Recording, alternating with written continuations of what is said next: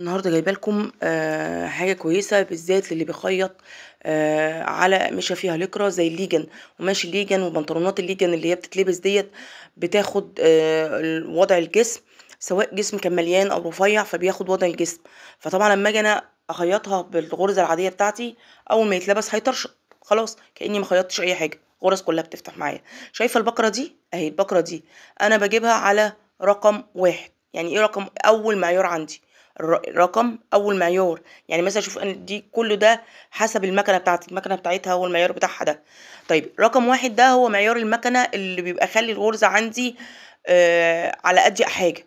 خلاص، بس الكلام ده بعد ما ايه؟ بظبط الابره. يعني بغير ابرتي على نوع القماش، قماش خفيف، قماش سميك، حسب القماش بتاعي. يعني في قماشه تخينه، قماشه رفيعه، انا بغير غرز الابره بتاعتي على حسب القماش اللي انا بشتغل عليه. دي واحد، دي اهم حاجه برضو، لان ممكن تكون من احد الاسباب.